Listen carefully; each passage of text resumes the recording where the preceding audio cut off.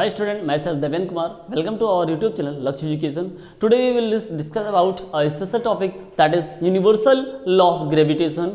ये आपको class 9th and class 11th में मिल जाएगा, तो बहुत ही स्पेशल टॉपिक है, इसको देखना ना भूलें। पूरा वीडियो अगर आप देखेंगे तो बेहतर से समझ पाएंगे कि किस तरीके से यूनिवर्सल लॉ ऑफ ग्रेविटेशन को समझा जा सकता है। दैट इज कॉल्ड, हिंदी में जिसको कहा जाता है सार्वत्रिक गुरुत्वाकर्षण का नियम। हम लोग इसको जानते हैं सार्वत्रिक गुरुत्वाकर्षण का नियम, ठीक है, यूनिवर्सल लॉ ऑफ ग्रेविटेशन। तो देखिए इसमें होता क्या है कि सबसे पहली बात, ग्रेविटेशन जो दिया गया वो सर आइजैक न्यूटन के द्वारा दिया गया। आपको पता है कि ग्रेविटेशन का जो रूल्स है वो सर आइजैक न्यूटन के द्वारा दिया गया है। बताया जाता है, लोगों ने एक थ्योरी आपको पता ही होगा कि आम कुछ लोग पेड़ के पौधों के पास बैठे थे, उनमें सब लोग जाते थे, भाई गर्मी में होता है छांव में लोग बैठते हैं। तो बताया गया कि न्यूटन जो है वहां बैठे थे और सडनली उनके ऊपर क्या कर गया, एक आम का एक सेब का पौधा आकर के उनके ऊपर गिर गया। लोग क्या करेंगे जनरली इसमें, बिल्कुल भैया पाएंगे वो खा लेंगे ना, हम भी यही करते, आप भी यही करते।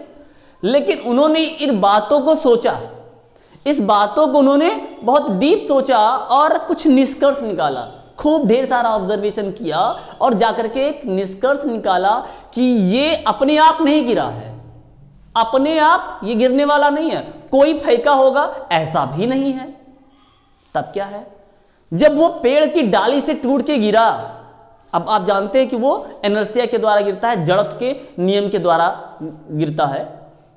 जब वो गिरा तो वो नीचे ही क्यों आया, ऊपर नहीं गया, या इधर उधर क्यों नहीं गया, वो सीधे एक परपेंडिकुलर ही क्यों गिरा।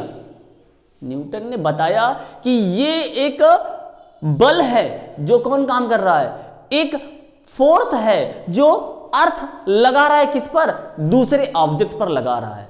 इट मींस हम ये देख सकते हैं कि इस यूनिवर्स में जितने भी वस्तुएं हैं वो एक दूसरे को क्या करेंगे, अट्रैक्ट करेंगे, और इसी नियम को न्यूटन ने दिया। तो ये रूल्स क्या कहता है, ग्रेविटेशन जो कहता है, सबसे पहले हम ग्रेविटेशन को जानेंगे, क्या है, every object attract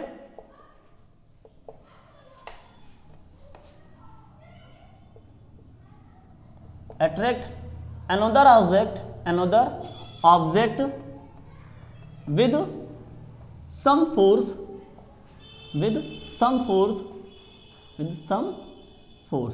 this force is called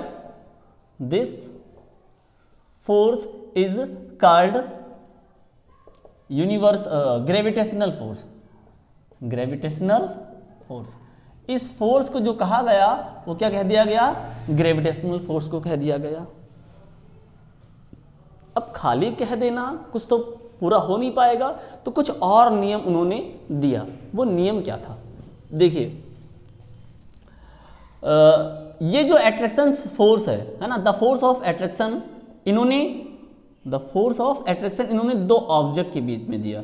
the force of attraction between two objects. एक बात देखिए, ये जो रूल्स था, ये लॉ था, पहले ही जान लीजिए, this law is called universal law of gravitation. ये रूल को यूनिवर्सल लॉ ऑफ ग्रेविटेशन कहा गया। The force between two object, ये लॉ क्या था, अकॉर्डिंग टू दिस लॉ ये रूल्स क्या कहता है, according to this law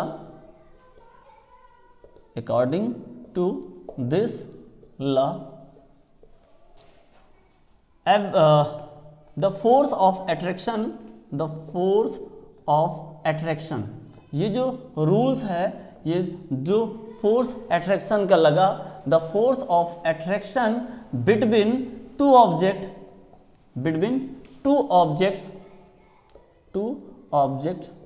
is directly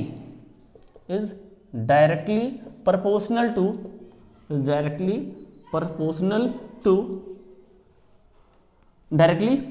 to the product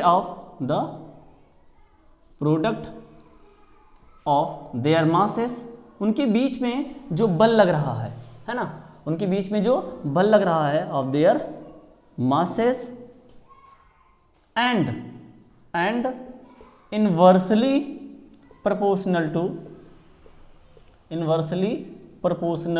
to the distance the square of, है ना, inversely proportional to the square of distance between them। ठीक है, देखिए जो बताया गया कि ये जो यूनिवर्सल लॉ ऑफ ग्रेविटेशन है, यानी ग्रेविटेशनल फोर्स जो लगता है वो दो ऑब्जेक्ट के द्वारा लगता है। देखिए गिरा तो नीचे ना, ठीक है, तो ये जब नीचे गिरा तो कौन आ रहा है, बिल्कुल ये आपका मार्कर आ रहा है। कहां जाएगा, अर्थ पे जाएगा। कौन लगा रहा है फोर्स, अर्थ लगा रहा है। किस पर, इस ऑब्जेक्ट पर। तो इनके मासेस पर डिपेंड करता है। अब एक्चुअल में हम देखें यहां का जो मास होगा भाई, इसका जो मास होगा वो अर्थ के मास से क्या होगा, बहुत कम हो जाएगा, ना के बराबर हो जाएगा। तो वहां पर इसीलिए, है ना, इसीलिए जो इसका पावर ज्यादा होगा, इसका जो मास होगा ना बहुत कम होने की वजह से ये किसकी तरफ अट्रैक्ट हो जाता है, अर्थ की तरफ अट्रैक्ट हो जाता है। एक बात और ध्यान रखिएगा, जो ग्रेविटेशन फोर्स यहां पर है वो सिर्फ अट्रैक्शन पे लगता है। आकर्षण जो होता है ना, अट्रैक्शन होता है, सिर्फ उसी पे अप्लाई होता है। ठीक है, अब देखिए इसको हम ड्राइव कैसे करेंगे, एक फार्मूला बन के निकल जाएगा। यूनिवर्सल लॉ ऑफ ग्रेविटेशन का एक जो सूत्र निकल के आएगा, फार्मूला बनेगा, वो क्या होगा। देखिए सपोज कि मैं बात कर रहा हूं कि हमारे पास दो ऑब्जेक्ट हैं। ठीक है, दो ऑब्जेक्ट मैंने ले लिया, क्या है उसका नाम, ये A है और ये B है। ठीक है, ये A है और ये B है, जिनमें मासेस क्या है, M1 है और 2 है, और ये एक दूसरे से r मीटर की दूरी पर रखे। अब देखना r हम डिस्टेंस कहां से मेजर करते हैं, एक बात जरूर देखिएगा, ये बहुत ही अच्छी बात है ना, इसको समझिएगा कि डिस्टेंस कहां से मेजर करते हैं। तो जो ऑब्जेक्ट आपने लिया है, जिनके मासेस आपने m1 और m2 माने हैं, उनके डिस्टेंस हम उनके सेंटर से, जो सेंटर उनका होगा, जो बीच में होगा, यानी हम जानते हैं कि जो बीच में एकदम से पॉइंट होता है, उसके सेंटर में होता है, वो वहां से मेजर किया जाएगा। तो जो डिस्टेंस लिया गया है r, ये कहां से लिया गया है, ये r जो डिस्टेंस होगा वो एक दूसरे से जो रखे गए हैं उनके सेंटर से मेजर किया जाएगा। ठीक है, सेंटर से मेजर करेंगे। तो अब सेंटर से मेजर करने के बाद में आपको क्या मिला, एक रूल्स बनाना है, इसका जो सूत्र है वो मुझे यहां पर क्या करना है, ड्राइव करना है। तो मान लेते हैं हमने क्या माना है, let A and B two objects having masses M1 and M2 are present to each other at distance r। ठीक है, r मीटर की दूरी पर, है ना, r से वो क्या है, r जो उसका यूनिट है, डिस्टेंस है, वो उससे r की दूरी पर रखे गए हैं। r मतलब मीटर हो सकता है, सेंटीमीटर, किलोमीटर, वो आपका है। ठीक है, r दूरी पर रखे गए हैं। तो इन पे जो लगता है, ठीक है, according to universal law of gravitation, according to universal law of gravitation, ठीक है, यूनिवर्सल लॉ ऑफ ग्रेविटेशन क्या कहता है, द फोर्स ऑफ अट्रैक्शन, जो अट्रैक्शन का फोर्स होगा, ठीक है, the force of attraction between two objects is directly proportional to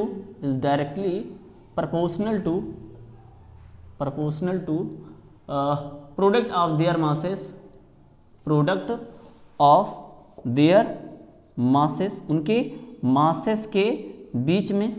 ठीक है, प्रोडक्ट ऑफ देयर masses। तो इसको हम कैसे लिख सकते हैं, इसको हम ऐसा लिख सकते हैं, F proportional to M1 M2, ये हमारा क्या हो जाएगा, फर्स्ट इक्वेशन बन जाएगा। ठीक है, और दूसरा क्या कह रहा है कि ये जो फोर्स ऑफ अट्रैक्शन है, ठीक है, द फोर्स ऑफ अट्रैक्शन, ये अट्रैक्शन फोर्स जिसको हम लोग कह सकते हैं, the force of attraction between two objects, ठीक है, उन दोनों के बीच में जो बल लगता है, is inversely proportional proportional to square of distance between them, distance between them, ठीक है।